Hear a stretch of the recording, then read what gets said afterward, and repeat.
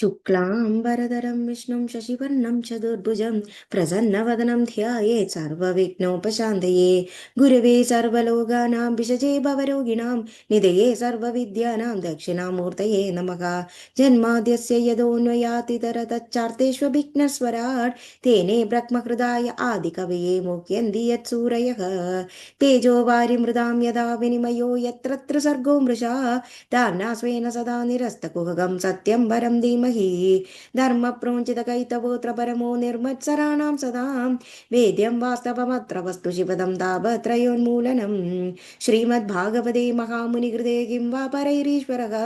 सद्यो हृद्यवरुध्यते धृकृतिभिः शुश्रूषुभिस्तक्षणात् निगमकल्पतरोर्गलितं फलं शुकमुखादमृतद्रवसंयुतं पिबत भागवतं रसमालयं मुहुरघोरसिगा भुवि भावुकाः नारायणं नमस्कृत्य नरं चैव नरोत्तमं देवीं सरस्वतीं व्यासं ततो जयमुदीरयेत् यं प्रप्रचण्डमनुपेतमपेतकृत्यं द्वैपायनो विरहकातर आजुगाव पुत्रेति तन्मयतयोतरवोऽभिनेदु तं सर्वभूतहृदयं मुनिमानतोऽस्मि यस्वानुभावमखिलश्रुतिसारमेकम् अध्यात्मदीपमतितीर्षितां तमोन्दं संसारिणां करुणयाः पुराणगुह्यं तं व्याससूनुमुभयां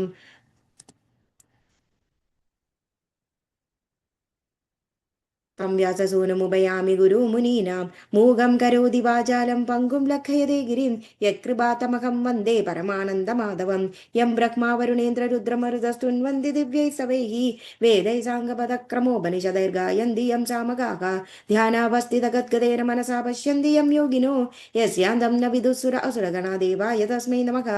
कोमलं कूजयन् वेणुं श्यामलोऽयं कुमारकः वेदवेद्यं परं ब्रह्म भासतां पुरुतो मम भूतेर्महद्भिर्य इमा पुरो विभु निर्माय चेदे यदमूषु भूरुषः भुङ्क्ते गुण षोडश षोडशात्मकः सोऽलङ्कृशिष्ट भगवान् भजांसि मे सच्चिदानन्दरूपाय विश्वोत्पत्त्यादिहेतवे तापत्रय विनाशाय श्रीकृष्णाय वयं नुमः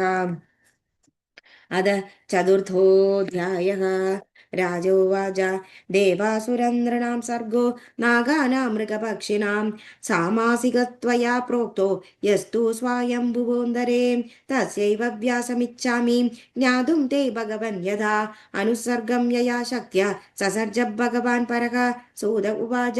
इति सम्प्रश्नमाकर्ण्य राजर्षेर्बादरायणी प्रतिनन्द्या महायोगी जगादमुनिसत्तमाका श्रीशुक उवाच यदा प्रचेतसः पुत्रा दश प्राचीनबर्हिषः अन्धः समुद्रादुक्मग्नाः ददृश्यगुर्गां द्रुमैर्वृतां द्रुमेभ्य क्रुध्यमानास्ते तपोदीपितमन्यवः मुखतो वायुमग्निं च ससृजुस्तदिदक्षयां ताभ्यां निर्दह्यमानां स्थानुपलभ्य कुरुद्वः राजोवाच महान् सोमो मन्युं प्रशमयन्निव माद्रुमेभ्यो महाभागा दीनेभ्यो दुर्दुमर्हद विवर्धयिष्यवो यूयं प्रजानां पतय स्मृताः अहो प्रजापतिपतिर्भगवान् हरिरव्ययः वनस्पतीनोषधीश्च ससर्जोर्जमिषं विभुः अन्नं चराणामचरा ह्यपदपादचारिणाम् अहस्ताहस्तयुक्तानां द्विपदां च चतुष्पदः यूयं च पित्रन्मादिष्टा देवदेवेन चानकाः प्रजासर्गाय हि कथं वृक्षान् निर्ददुर्महर्हदा आदितस्ततः सतां मार्गं कोपं यच्च दीपितं पित्रा पितामहेनाभि जुष्टं वप्रपितामहैः तोकानां पितरो बन्धु दृशः पक्ष्मस्त्रिया पतिः पतिप्रजानां भिक्षूणां गुह्यज्ञानां बोद्बुधसुहृत् अन्तर्देहेषु भूतानाम् आत्मास्ते हरिरीश्वरः सर्वं तद्दिष्णमीक्षध्वम् एवं वस्तोऽस्ति शुषितो ह्यसौ यः समुत्पतितं देह आकाशामन्युमुल्बणम् आत्मजिज्ञासया यच्चेत् सगुणानदिवर्तते अलं दग्धैर्द्रुमर्दीनैः किलानां शिवमस्तु वः वार्क्षीह्येषा वरा कन्या पत्नीत्वे प्रतिगृह्यताम् इत्यामन्त्र वरारोहां कन्यामाप्सरसि नृप सोमो राजा ययौ दत्त्वा ते धर्मेणोपयेमिरे तेभ्यस्तस्यां समद्भव दक्ष प्राचेतसः किल यस्य प्रजाविसर्गेण लोका आपूरितास्त्रयः यदा ससर्ज भूतानि दक्षो दुःहृत्वत्सलः रेतसा मनसा चैव तन्ममावहितः शृणु मनःसैवासृजत्पूर्वं प्रजापतिरिमा प्रजाका देवासुरमनुष्यादीन् अभस्तुलस्थलजलौकसखं तमबृंहितमालोक्य प्रजासर्गं प्रजापतिः विन्द्यपादानुप्रव्रज्य सोदरद्दुष्करं तपक तत्राखमर्षणं नाम तीर्थं पापकरं परम् उपस्पृश्यानुसवनं तपःसास्तोषयद्धरिम् अस्तौषीदं गुह्येन भगवन्तमधोक्षजं तुभ्यं तदभिदास्यामि कस्यातुष्यदरो हरिः प्रजापतिरुवाच नमः पराया विददानुभूतये गुणत्रयाभासनिमित्तबन्धवे अदृष्टदाम्ने गुणतत्त्वबुद्धिभिर्निवृत्तमानाय ददे स्वयम्भुवे न यस्य सख्यं पुरुषो वैदि सख्युः सखावसन् संवसदः पुरेऽस्मिन् गुणो यदा गुणिनो व्यक्तिदृष्टे तस्मै महेशाय नमस्करोमि देहोऽसवोक्षा मनवो भूतमात्रा आत्मानं यं च विदुः परं यत् सर्वं पुमान् वेद गुणाश्च तज्ज्ञा न वेद सर्वज्ञमनन्दमीडे यदोपरामो मनसो नामरूप रूपस्य दृष्टस्मृतिः सम्भ्रमोषात् न ईयदे केवलया स्वसंस्थया हंसाय तस्मै शुचिः समस्तने नमः मनीषिणोऽन्तर्हृदि सन्निवेशितं स्वशक्तिभिर्नवभिश्चत्रिवृत्तिभिः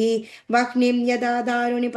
पाश्चदश्यं मनीषया निष्कर्षन्दिद्गूढं स वै ममाशेष विशेषमाया निषेध निर्वाणसुखानुभूतिः स सर्वनामा स च विश्वरूपः प्रसीदताम निरुक्तात्मशक्तिः यद्यन्निरुक्तं वचसा निरूपितं धियाक्षभिर्वा मनसा बोधयस्य मा भूतस्वरूपं गुणरूपं हि तत्तत् स वै गुणापाय विसर्गलक्षणः यस्मिन् यदो येन च यस्य यस्मै यद्यो यदा कुरुते कार्यते च परावरेषां परमं प्राक्प्रसिद्धं तद्ब्रह्म तद्धेतुरनन्यदेकं यच्चक्तयो वदतां वादिनां वै विवादसंवादभुवो भवन्ति कुर्वन्ति चैषा मुहुरात्ममोघं तस्मै नमो नन्दगुणाय भूम्ने अस्तीति नास्तीति च वस्तुनिष्ठयोः एकस्तयोभिर्न विरुद्धधर्मयोः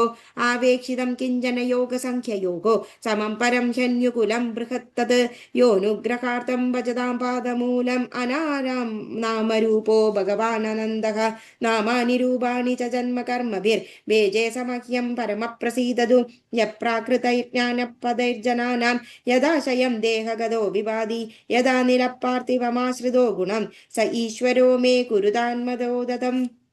श्रीशुक उवाच इति स्तुतः संस्तुपदः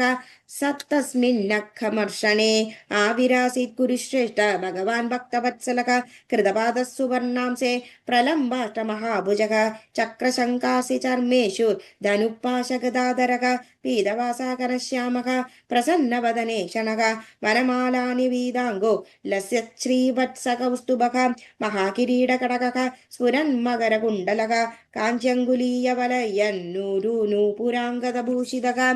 त्रैलोक्यमोहनं रूपं बिभ्रतृभुवनेश्वरः वृतो नारदननानन्दैः पार्षदैः सुरयूथपैः स्तूयमानोऽनुगायद्धि सिग्धगन्धर्वचारणैः रूपं तन्महदाश्चर्यं विचक्ष्यागतसाध्वसः न नामदण्डवद्भूमौ प्रहृष्टात्मा प्रजापतिः न किञ्चनोदीरयिमुद्धुम् अशक्कत्तीव्रयां मुदा